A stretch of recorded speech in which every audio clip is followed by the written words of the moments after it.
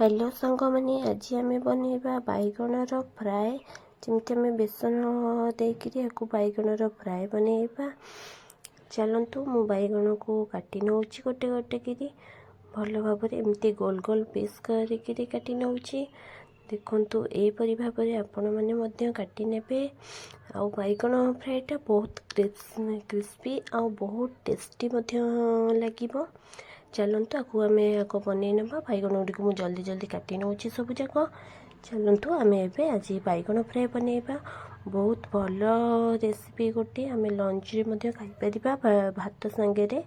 चलतु आज आम बनवा बैगणर फ्राए बेसन देकर आम आपको बनवा।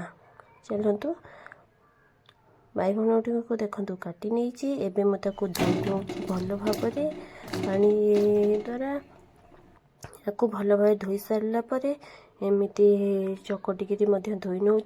देखु बैगण गुड़िक यही साइज आप काटी ने काटी सारापर धोईकी आपको छाणी ने गोटे प्लेट को। देखो मुझे छाणी नौ गोटे प्लेट को तापर भल भाव धोईकी छाणी ने देखिए भी काले बैगण पोक अच्छी कि नहीं। देखु मु अल्प बेसन नहीं जाइए से अल्प लुण अल्प हलदी ऐड कर नौ।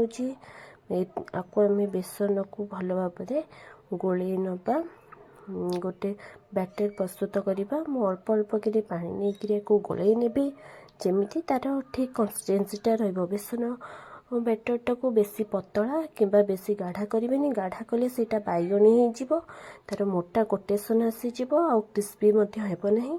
मु अल्प अल्प कि पानी ऐड कर भल भाव आपको गोले नवा जमी अधिका पतला हेनी अधिका मोटा हेबनी। देखु भल भाव मु बेसन को गोले नहीं कंसिस्टेंसीटा आप यहीपरी भाव रखिए जमी बेसन बैगणटा ऊपर हल्का कि गोटे बेसन कोटेसन फ्राए आ बैगण भल भाव क्रिस्पी हम। चलतु एवं आम आपको छाणी ना मु कड़े बसई नहीं से तेल ऐड कर नवा। तेल ऐड कर सारापर आम तेल गरम हवा जाए अपेक्षा करवा। देखु हाथ में चेक कर नौ तेल गरम हो गलानी।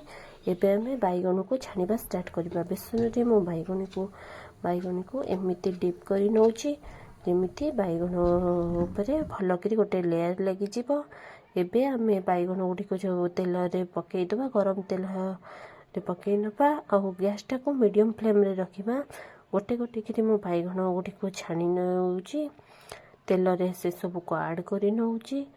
मुझको अल्प अल्प कि पकईबी जमी भल भाव बैगण टिक हो 4-5टा मुझ ऐड कर अधिका तेल पकई अधिका छाणी पारे। मु अल्प तेल रही देखु बैगण उपर बेसन कोटेसनटा टिके सेट है आम को उल्टे नवा जमी तार आरपट साइड भल भाव सेट हो। आम आपको उल्टे नवा भल भाव आपको हल्का ब्राउन हवा जाए अपेक्षा करवा। देखु बैगण गुड़िक मोर हल्का ब्राउन कलर हो गलानी आपको आम काढ़ी ना भल भाव हो मोर बैगण फ्राए गुड़िक बहुत भल भाव क्रिस्पी बहुत बैगण गुड़िक। आपको आम एमती तेल निकाली नवा एवं गोटे प्लेट को काढ़ी नवा। देखो मुझे गोटे प्लेट को काढ़ी नौ आप गोटे कागज पकई ने जमी एक्सेस ऑयल अब्जर्व कर। देखो मो बैगण गुड़िक भल भाव छाणी नौ एवं आमर होगला बैगण फ्राए बहुत क्रिस्पी आ बहुत टेस्टी यहाँ आप टे ब्लैक सॉल्ट ऐड कर। देखो आम बैगण होगला बहुत टेस्टी।